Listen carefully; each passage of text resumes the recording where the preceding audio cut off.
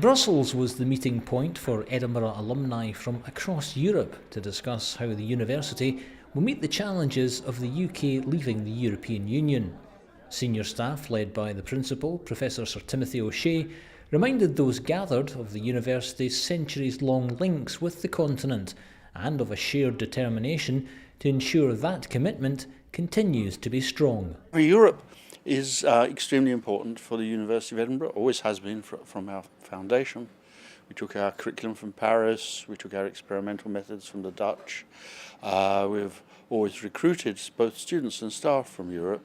Now we've got a challenge. We've got the challenge of Brexit, and that means we have to engage really closely because for us the two priorities in this context is to maintain the mobility of European students and European staff and to maintain our European-funded research partnerships.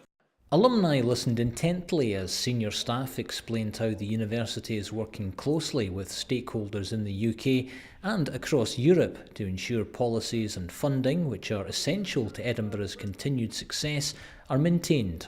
In what would be the worst case scenario for us, we wouldn't have access to EU funding programmes and we may well face restrictions on the movement of students and of staff. It's students moving from place to place who build experience and ideas. It's academics exchanging ideas from place to place who open up new discoveries.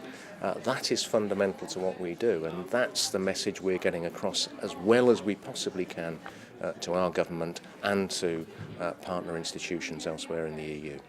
But while uncertainty and unanswered questions remain, the mood amongst guests was overwhelmingly positive as they reminisced about their time at Edinburgh and discussed what the future might hold. Edinburgh is an amazing city. People have fond memories of their time in Edinburgh. But beyond a great education that we have received at the University of Edinburgh, Edinburgh shares a very liberal view on world affairs. And this is something that I find is a common point between Edinburgh graduates and alumni. For the time being, there's no clarity how Brexit is going to affect the University of Edinburgh or the education sector in general.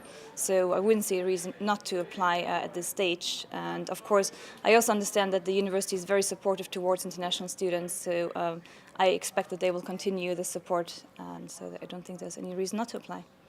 I might come from an institution that has a strong focus in some area and bring that knowledge to Scotland and then go somewhere else to spread that knowledge somewhere else. So in an academic environment, I think it's very important to keep that openness.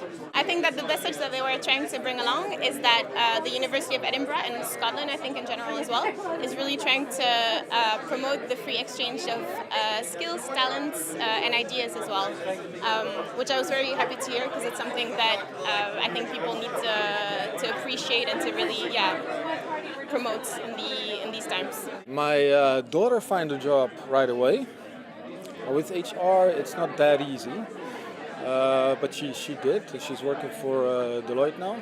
My son, Arthur, who's still doing computer science, already has a job, and he's not even out there. I had to apply 85 times, I think, before I got some sort of response at the time.